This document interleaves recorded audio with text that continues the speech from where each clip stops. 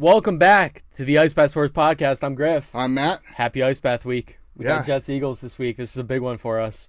It is, yeah. I'm going to the game. I'm pretty excited. Are you actually? Yeah. I didn't know that. Yeah. Should be a good game. You know, you got Jets defense has looked phenomenal. Yeah, the offense.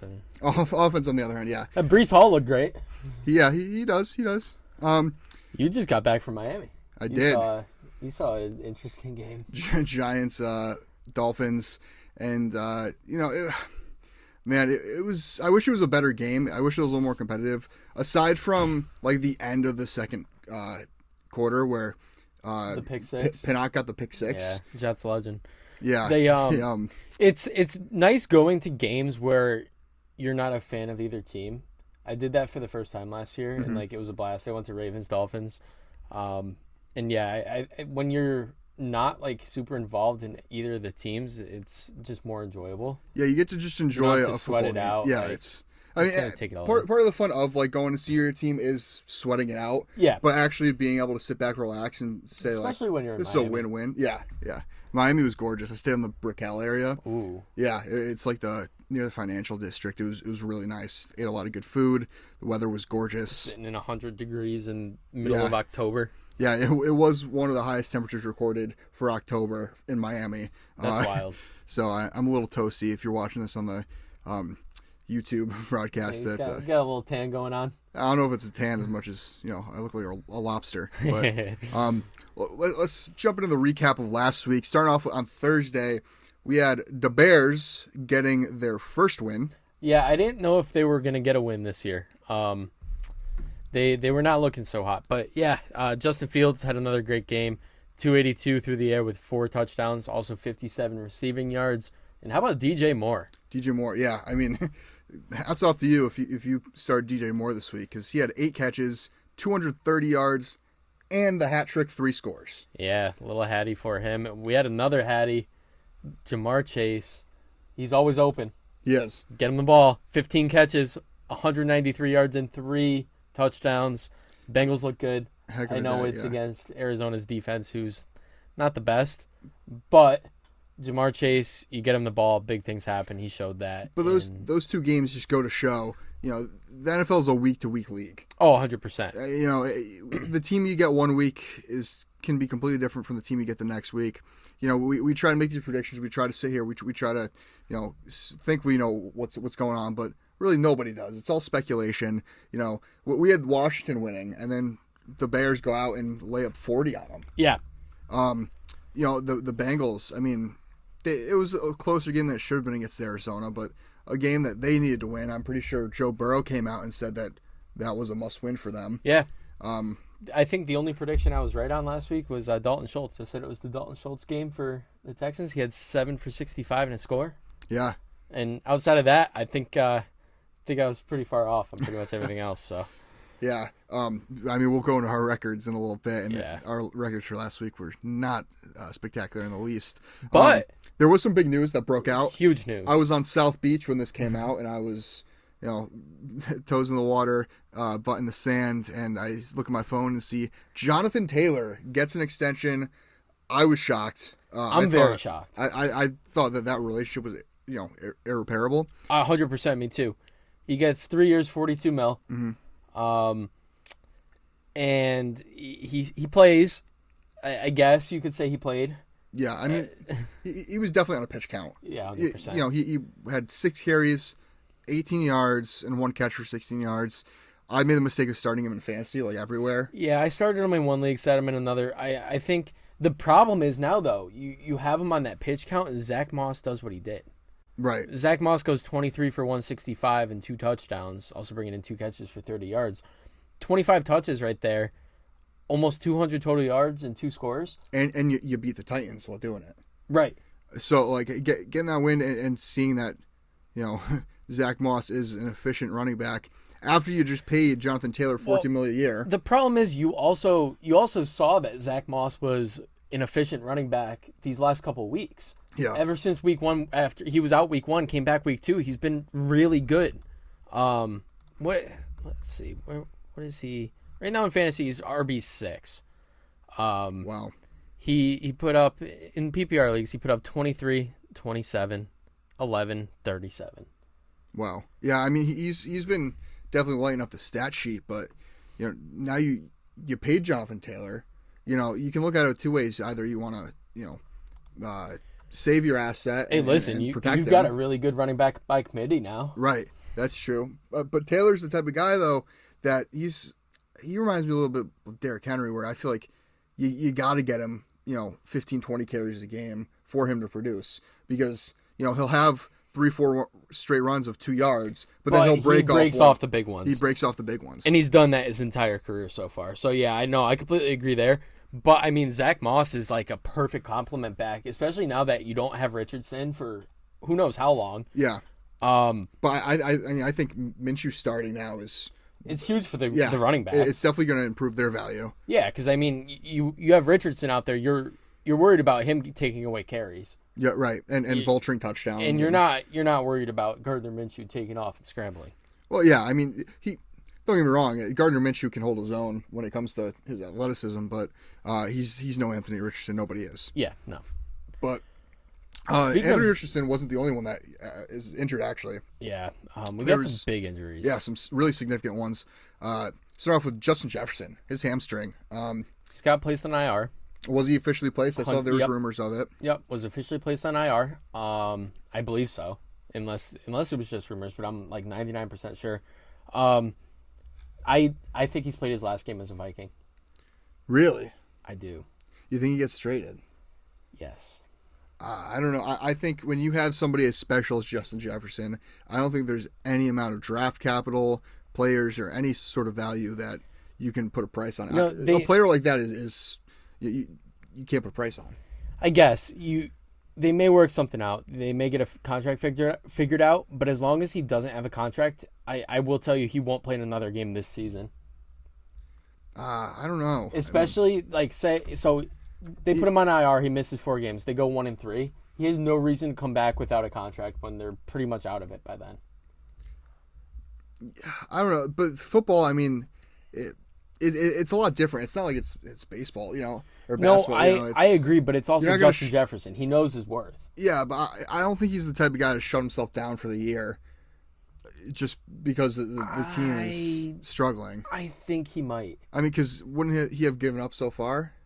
No, but I get he's not he's not going to fake an injury. 4 games down the road. He's definitely hurt if he's going to be sitting out. But I think he also realizes, one, I'm not going to play through something and risk tearing my hamstring or risk further injury when I'm not getting paid right now.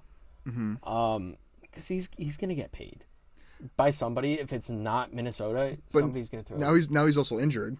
And, the team may look at him as damaged goods at the moment. I don't think so. It's still Jefferson. I don't know, man. He's the best receiver in football. Yeah, but is this the start of, a common pattern? Is he going to start, hamstrings? Once you start with one hamstring injury, it becomes I agree, but it wouldn't surprise me if his hamstring's not as bad as, I don't think it's IR bad. I think the team's going to be extra careful. Yeah, and I think he wants to be extra careful. Yeah, that's fair. I don't think especially because they're not playing well. Yeah, they're not. But I mean, what's their schedule like coming up? Because they have the Bears this week. Yeah. So that if they can win that game, they're what, 2-4? Yes. And then all of a sudden, I mean, you have the Bears, Niners, Packers, Falcons, Saints. So if you can come away from the next 4 weeks, you're 2-2. You're losing the game to the Niners. Yeah. And then the Packers game's going to be tough at Lambeau. It's winnable though. It is winnable. Look what Detroit did. They could go 3-1 in these games without him. If you go 3-1, all of a sudden you're 4-5. Yeah. And you're still in the wild card hunt. I mean, I don't know. I don't think Jefferson's done for the season. I think we'll see his return, especially in 4 weeks. But I hope so. Yeah, I mean, I own him. Not only as a Jefferson owner, but just for the game of football. I mean, you want the best players out there. Right. Well, I think it will open up the chance for Jordan Addison to prove what he's capable of. Yeah. He's no longer in the shadow of Justin Jefferson and all. He's going to get more targets. He's no longer got that Thielen role. Mm-hmm. Hawkinson now as well. I mean, his value skyrockets. Well, I think Hawkinson's easy tight end 1 now in fantasy. I still think it's Kelsey. After the injury? Yeah, but he's still going to play. He played out the rest of that game. I know. I think Hawkinson's going to have a huge increase in targets. Yeah, no, I 100% agree. I mean, they gave him all that money. They're going to use him. And now, I could see a universe where the Vikings are better without Jefferson. Hear me out. Because they feel like they don't have to force feed him the ball. Kirk Cousins might actually spread it out a little more. The issue, though, is they don't have to force feed him the ball. He is the definition of always open. Yeah. No, I know. But, But I mean, if he's in double coverage, I get what you're saying. Like Kirk Cousins is more inclined to throw him the ball. You are specifically designing plays to get Jefferson open and get him the ball. Right. I mean, he's not the only weapon on that team. You have someone like T.J. Hawkinson. You have someone like Jordan Addison, K.J. Osborne. Heck, he's also a solid receiver. I think this hurts Alexander Madison's stock. Probably. I think just because you don't have that game changer in Jefferson out there. I think you could focus a little less on. Sure, I mean they've got the talent out there in receivers. You've got Hawkinson and Addison, like you said, but you don't have to really game plan for those guys as much as you would for Justin Jefferson. And I think you're able to really focus on taking away that ground game too, and make Cousins make plays to those guys that have to prove themselves. Yeah, no, I can get on board with that. I mean, Jefferson, we're spending a lot of time talking about him in that situation. Yeah, but there are other injuries as well. James Conner being one of them. Conner's a big one. Yeah, I mean, he was playing pretty good football up until his injury. I mean, week before, he had a quiet game, but knee injury with somebody with his injury history, you got to be precautious there. Yeah. Arizona, I mean, they've been hanging in games enough to where you got to get some usage out of that running back. Yeah, he's another one. I don't know if it's official yet, but he's heading to IR as well. Yeah. Another guy that's probably heading to IR, De'Von Achane. Yep. Yeah, I mean, I saw him go down that game. It didn't look as bad as it sounds, but you never know with those knees. Anything can happen. It can be non-contact, it can be hit the wrong way. I think this is the problem. He's so small. Yeah. And injuries are going to be a thing that you have to worry about with him moving forward in his career, I think. And I'm never going to wish an injury upon anyone or anything. It's just the facts. He's a small guy. Yes. And you've got these big boys, big linebackers, big D linemen hitting you. Yeah. It's going to take a toll on the body.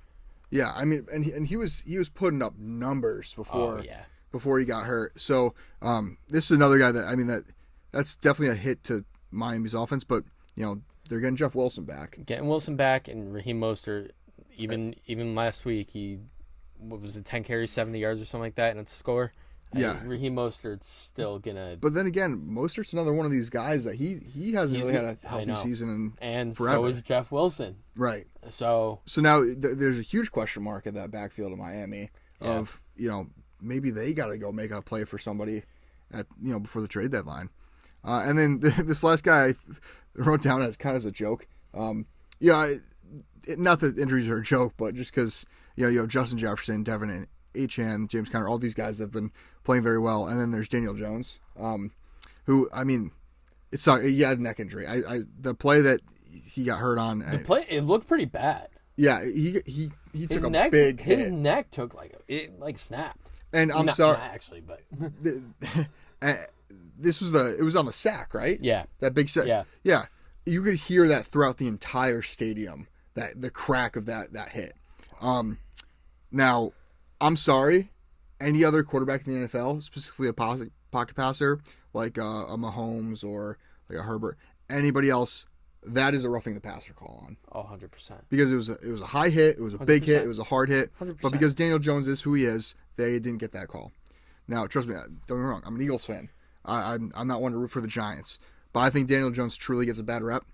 I think he has had a horrible positioning this year with that offensive line. Their offensive line, I think they rank statistically by PFF. All of their guys are, I think Bottom two, yeah. bottom two, bottom three in pass blocking. So Yep. I do really feel bad for Daniel Jones because we saw it last year. He's got the talent. Yeah. He's got the talent to make plays. He can make plays with his legs. And he showed last year that he's really improved as a passer. He did it with no weapons. Right. But he has no time to throw now. No, and not at all. This is part of the issue is, you're going to get hurt if you're getting sacked 11 times a game. Yeah. It's not sustainable at all. And I mean, a neck injury is a scary injury. That's something you don't want to mess around with. Yeah. So they said he's questionable. It's not as bad as it seems, but I would guess he sits out this week. I mean, you just paid him $40 million a year. Yeah. You definitely want to protect him. And when but also when Tyrod Taylor came in, there was a little bit of a spark to that offense. Yeah. So I think you roll with Tyrod Taylor and maybe see if there's something there. He's a little more. I mean, Daniel Jones is fast, but he's not as shifty as Tyrod is. I think Tyrod could be a little better at avoiding the sack, make the offensive line look a little better than it is, and the Giants might actually have a shot against Buffalo. Maybe. A team that really it's tough to watch. Mac Jones, he's I don't know how to put it other than the fact that he's not good. Yeah, I mean, well, he also I saw the quote where it said, a chef can't make a good dish if he's making it with garbage, right? I mean, his best receivers, Kendrick Bourne, Juju Smith-Schuster. Like, I know he has two solid tight ends in Gesicki and Hunter Henry, but they use him primarily in run blocking. Your best receiver might be Ramondre Stevenson out of the backfield. And that's saying a lot. I feel bad for Mac Jones. I don't. For not having the best weapons, but yeah, I know you're. They still beat us, so I mean. Yeah. But I mean, they lose 34-0. They got shut out by Derek Carr and the Saints. Was it 34 or 38? I think it was 34. I mean, Mac Jones had 110 passing yards, 2 interceptions, and was benched for the second game in a row. Yeah. I mean, something's got to give there, right? Is it Zappening? Is it Zappy time, or is it Malik Cunningham? Or Will Grier? Corral? Or did they get rid of Corral? I don't think Corral ever showed back up. No, I'm serious. I think he left and just didn't show up. They got Will Grier on the practice squad. That's true. And let me tell you, I mean, I'm a big Will Grier guy. Have been since he was in college. Give him a shot. Belichick's a no-nonsense guy, and Zappy looked great when he came in last year. Yeah. I think you got to roll with Zappy, in my opinion. I don't think you could go into this game with Mac Jones as your starting quarterback. Yeah. And, I mean, a team, if there's any significant injuries to any quarterbacks, I could see Mac Jones being on the move. Yeah. I mean, just because you change the scenery might be good for him. Yeah, you have Zappy, you have Cunningham, you have Grier. You have all these guys that could be doing the same exact thing as Mac Jones is doing right now. They have a historically bad offense this year. Yeah, I mean, I wouldn't be surprised they mailed it in and tanked for Caleb Williams or Drake May or any other of those. It might be smart. Quarterbacks. It might be smart. Get your guy of the future. So let's jump into our Week 6 picks. Week 6 already. Wow. Yeah, last week you went 9-5. I went 7-7. You were now 41-20.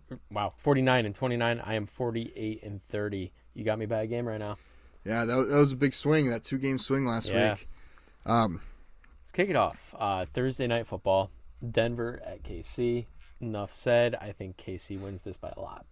Yeah, I got to go KC. I mean, Russell Wilson has been quietly putting up numbers, especially in garbage time. But with that said, I mean, if you watched the end of that Kansas City Minnesota game, you would know that Kansas City has the officiating in their pockets, and I don't think they lose a single game going through the rest of the season just because of what I've seen. You're not wrong. The past 2 games. The fact that, okay, so even if the DPI towards the end of the game, even if that wasn't called, which first off you call it, mm-hmm. and then you pick it up. You go and you pick it up and take it off the field, and then the cornerback takes off his helmet. I forget who it was. It was L'Jarius Sneed. Sneed, yeah, takes off his helmet, and which for anybody else is an automatic 15-yard penalty. You sit there and you tell him to put his helmet back on. Yeah. If that's just not favoritism, I don't know what is. Yeah. I mean, that's I did ridiculous. see that video. That's infuriating. I watched it happen live, and I was literally screaming at my television because any other team, that's a penalty. No, 100%. Except the Chiefs. And then you got Patrick Mahomes, Kermit the Frog over here, doing that, and hitting dollars in the air, like with his hand signals, like as if he's paying off the refs. Like, oh, I can't stand it. I don't like Patrick Mahomes. I'm Patrick Mahomes. Like, shut up, dude.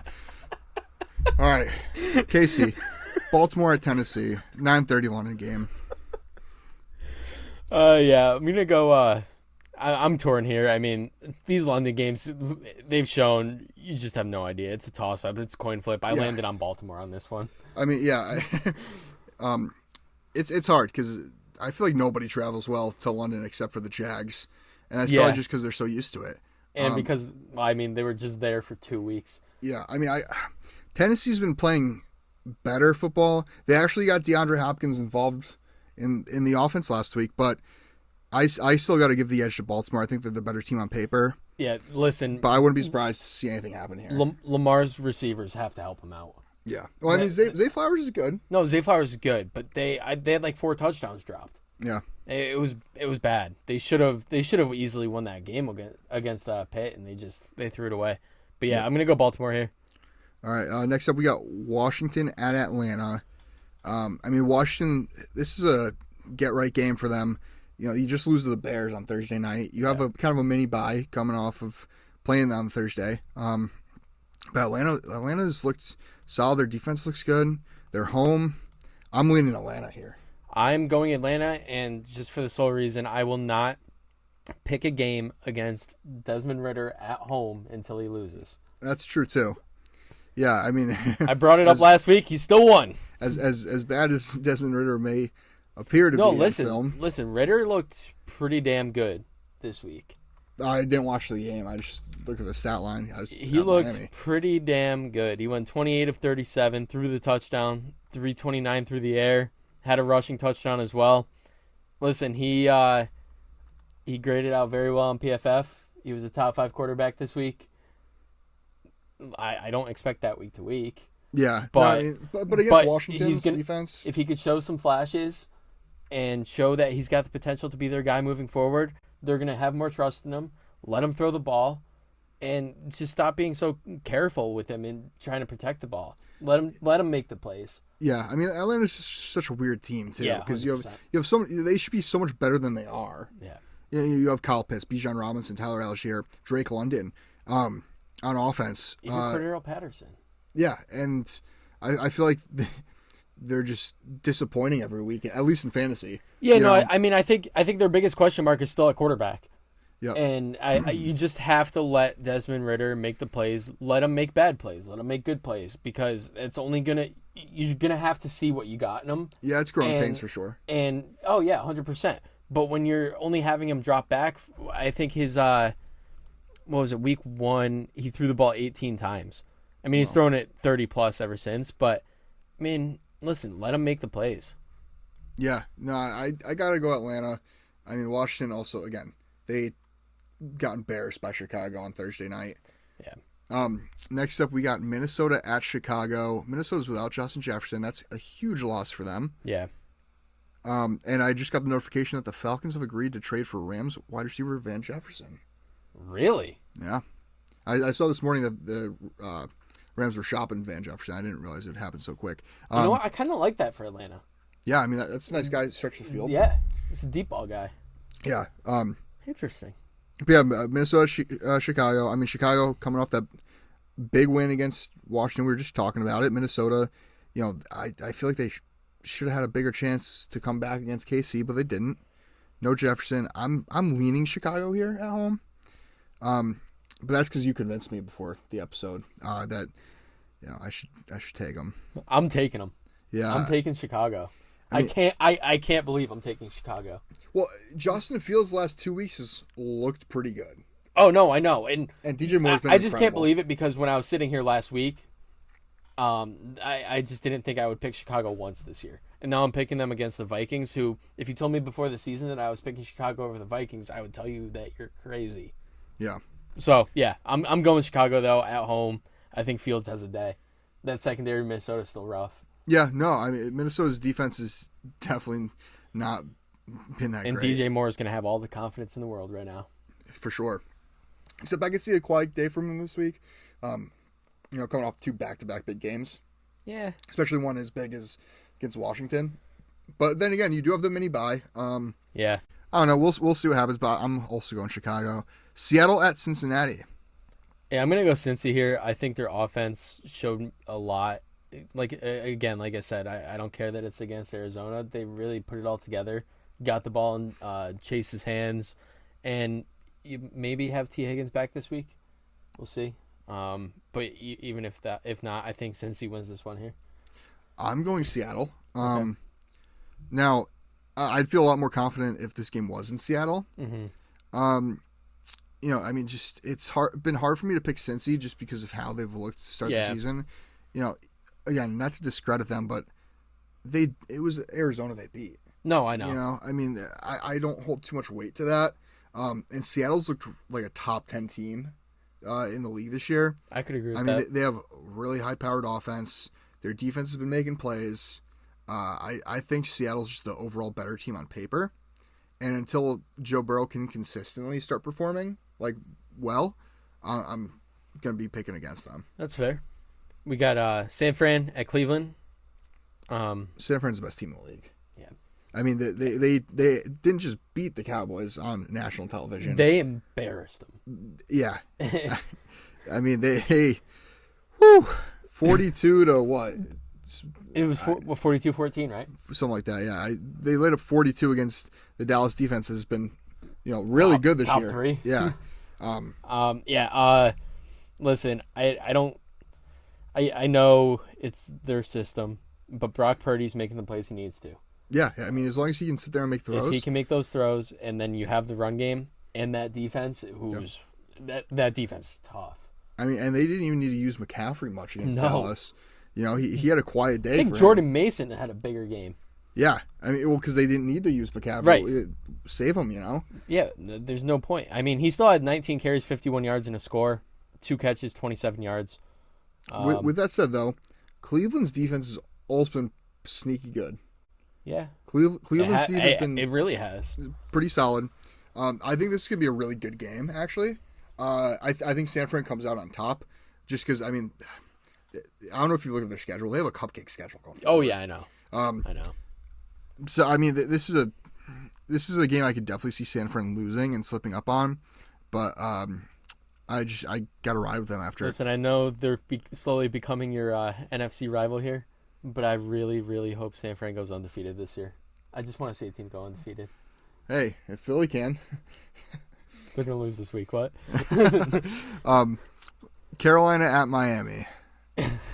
Why are we even talking about this game? Miami. Miami by 1 million. Miami at home. Yeah, no, Miami's going to win by a lot. I mean, Carolina just got destroyed. They got a 40 bomb put on them by Detroit. Yeah.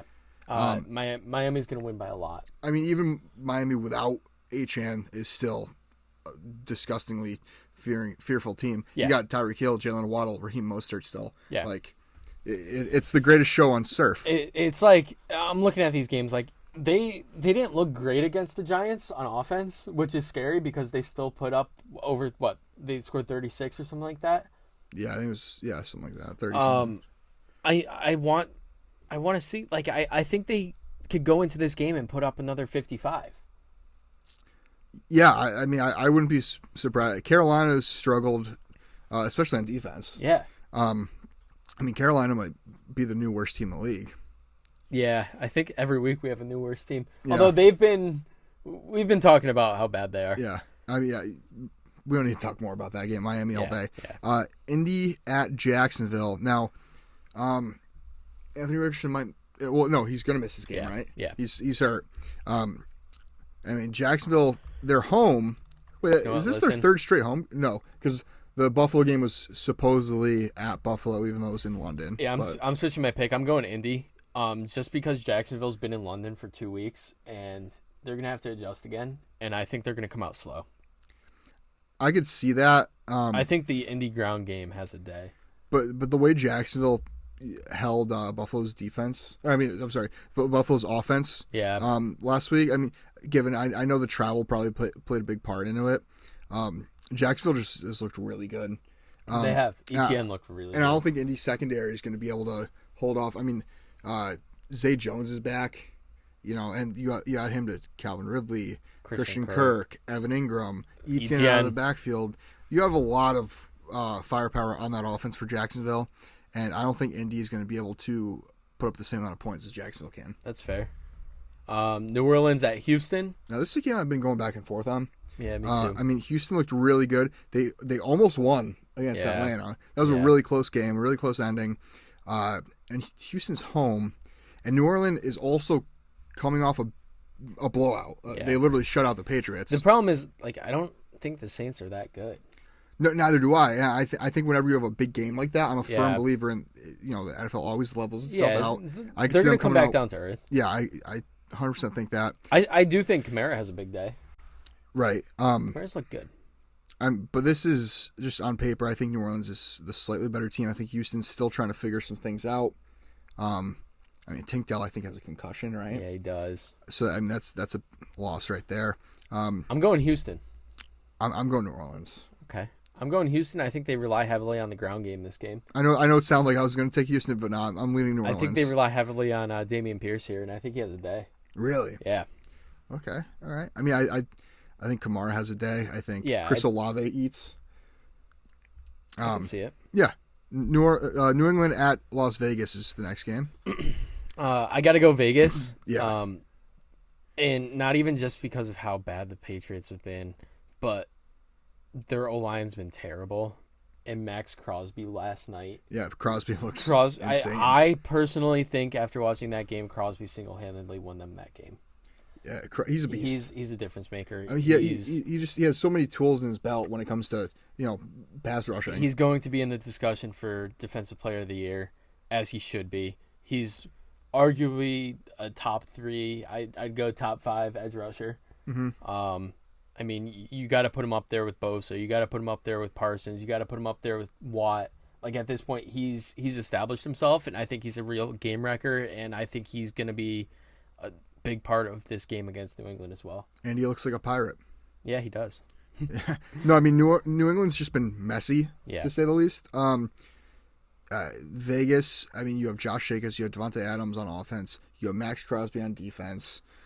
I think Vegas, just talent alone, is going to scrape by in a lot of games, like they did last night. Yeah, I think they will again here against New England. Yeah, no, I could see that. Arizona at the Rams. Now the Rams coming off a loss against my Philadelphia Eagles, which was relatively they looked good in the game. First half. Yeah, they didn't adjust well in the second. No, I agree. In Arizona, I mean, they kept it somewhat close with Cincy, but losing James Conner is a huge hit for that Arizona run game. Yeah, I got to go with the Rams. I got to go with the Rams as well. Any more analysis? No, okay. No. You've touched on all of it, honestly. All right, now we got Philly at the Jets, obviously. Let's go. No, I'm taking Philly. Yeah, I could see this being I think it's a close game. I think it'll be a close game. I could definitely see this being a trap game. I mean, I still think you guys win by a score. I pray that there aren't any significant injuries playing on that MetLife turf. Yeah. But I Philly looked pretty solid against the Rams. Yeah. From the highlights I saw. Hurts was making some good throws. Yeah. I mean, it seems like he's starting to play a little better. And they got Dallas Goedert involved. Right. Yeah, and I mean, Goddard was making plays out there. Yeah. The Jets, I mean, you lose Elijah Vera Tucker for the year. And our offense is the biggest thing. I think our defense is going to keep us in it for the most part. I mean, Sauce has just been Sauce. He's been really good still. You guys have the weapons though, and if DJ Reed is out, it's gonna be tough. Big Devonta Smith game. Yeah. Actually, Bryce Hall looked good. You know who I think is going to be the game MVP for us if we win? Jalen Carter. Yeah. Carter has been one of the best defensive tackles in the league. I'm not even talking rookies. I'm talking all defensive tackles. He could eat up that interior now too. I mean, yeah, with no Elijah Vera Tucker, I mean, I think Laken Tomlinson's been pretty bad. Yeah, I think Jalen Carter's going to eat. If Cox is out again for us, you're going to see a lot more Jalen Carter, and he's just been a game wrecker. Yeah, I mean, the issue is, like, if that's the case, we're not going to be able to establish the run, and we're going to get killed. If we have to rely on the pass, we got to be a run-first team. If we have to rely on the pass and rely on Zach to make the plays, Zach could probably make some throws that they're not letting him make, but he's still raw. Yeah. No, I agree 100%. I like Philly on paper, but again, I could see this being a trap game. And yeah, I mean, I gotta go my boys. Gotta go Philly. I'm going Philly as well. Detroit at Tampa. This should be a good game. Should be pretty good. Tampa coming off the bye. Yeah. Detroit, I mean, coming off a huge win. Yeah, I think this is going to be a big Mike Evans game. I really want to go Tampa here, but I'm going to stick with my gut. I'm going to go Detroit here. Yeah, I'm kind of in the same boat. I'm on the fence here. I mean, Detroit's just been playing like a top 5 team in the league, though. Yeah. How do you not go Detroit? And Aiden Hutchinson's really good. Yeah, he is. So, yeah, Detroit. The Giants at Buffalo on Sunday night. You know what? I think this is a trap game. I don't know. I mean, I don't know why. I could definitely see. Feels like a game that the Giants would win for some reason. I could definitely see Tyrod Taylor stepping in if Daniel Jones, can't play. The Tyrod Taylor revenge game. Yeah. Well, no, I mean, because Tyrod Taylor, like I was saying earlier, he's gonna make that offensive line look better than it is just because of how shifty he is in the pocket. Yeah. Daniel Jones, he's a fast guy. He's an athlete, but I don't think Jones, he's just, because of his size, I don't think he's as shifty as Tyrod Taylor is. Yeah. I think Taylor can tuck it and run. He can, get the ball out fast. I could see this being a really competitive game. But I mean, Buffalo also didn't look that great against Jacksonville. No, that is very true. But then again, they're home on prime time. I don't know. I wish this game was flexed to like 1:00. Yeah. And a different game was flexed to the night game, but it is what it is. I got to go Buffalo at home. Got Dallas at the Chargers for Monday Night Football. I'm making the pick. I'm going with the Chargers here. Wow, we have a lot different. I got to go Dallas. I mean, this is a bounce back game for them. After what just happened, they're a better team than what happened on national television 100%. The Niners. 100%. I mean, Micah Parsons said it best. Like, I think they're just as good of a team as San Fran. Just San Fran was more prepared the Sunday night. That's fair. Dak's got to be better. 100%. Dak's just got to be better. I mean, Dak is mid. I've been a huge, I'm not gonna say hater of Dak Prescott, so to say, but like, I'm not as high on Dak Prescott as most people are. Yeah, no, he is pretty mid. I like I said, I've been saying for years that I don't think he's that guy. I don't think he's the guy that's going to take you to a Super Bowl. I mean, he's been the beneficiary of an elite O-line, an elite run game. And great receivers. Yeah.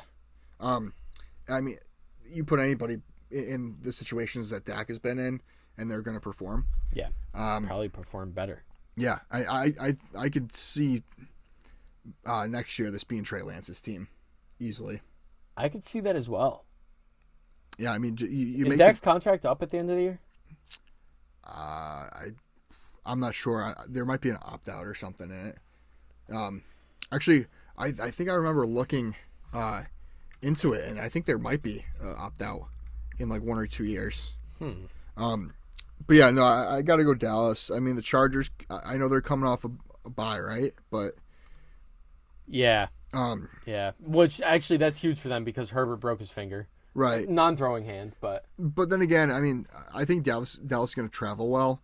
The Chargers aren't really known for having fans. That home team advantage. Yeah. I like Dallas. Buys this week are Green Bay and Pitt. Yep. So if you wondering why we didn't talk about either of them, they're not playing. Time for the waiver wire watch. Yeah, waiver wire watch. We only have a couple names on here this week. Started off with Amari DiMercado. A rookie out of TCU. Can't say I've heard of him. Yeah, no, I wasn't really familiar with him. But when Connor until went this week. down, he saw in the entire game total 77% of the snaps. He had 10 carries, 45 yards, and a score. Had a catch for 12 yards. Listen, looks like it's going to be his backfield. Yeah. You got a mix of him, Keontae Ingram. You've got who else did they Corey got here? Clement's going to get promoted from the practice squad. They also signed Tony Jones. Oh, that's right. Yeah. They got a bunch of guys. They have guys. Yeah. I mean, that offensive line isn't like the best, but I think he'll get a lot of work in the passing game as well. Yeah.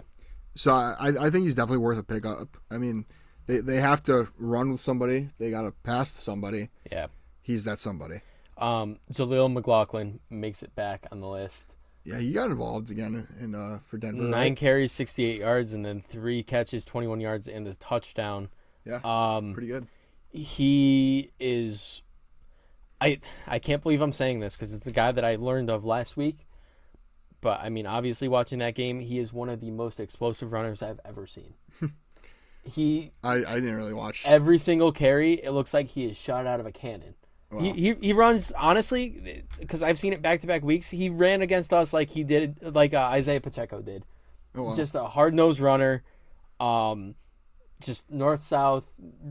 He's going to make plays, and he's a little diamond in the rough there. He really could be. He's a small guy, 5'7", 187, though.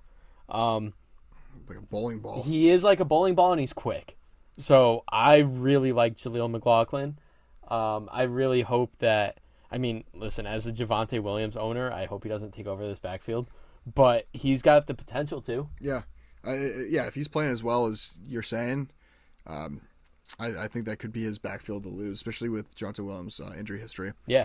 And the last guy on the list is just somebody I wanted to add quick just because he's had back-to-back weeks with 18 PPR points. Yeah. It's Curtis Samuel.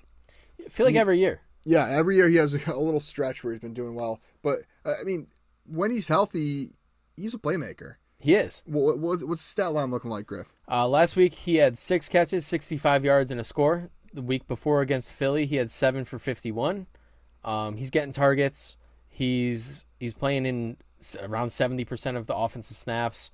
So he's out on the field. Get the ball in his hands. He's really good after the catch. Mm-hmm. And he's going to make plays. 100%. Yeah, I mean, Curtis Samuel is a guy that... He's like a Swiss Army knife, you know, one of those guys that he can play really anywhere on that offense, and he's going to get your points, and especially with buys starting to pop up, if you need somebody to fill in, Curtis Samuel could be that guy. Yeah, I'm with you. That'll pretty much wrap this up. This is an action-packed week. Only 2 teams on a bye, so we got a lot going on. Big week for fantasy just because of all the injuries. Yep. Good luck to everyone out there if you woke up and you have Justin Jefferson, James Conner, and De'Von Achane on your team. I'm so sorry. I'm one of those guys. I lost Jefferson and James Conner in the same league. Woke up this morning and I wanted to cry. Yeah. I think a lot of people are in that same boat. But anyways, that'll wrap this up. Check us out on social media. We're at IcePath Sports on Instagram and TikTok, at IcePath Pod on Twitter/X. You can check out the video version of this episode on the IcePath Sports Podcast YouTube page. We will see you guys next week, and as always, stay cool.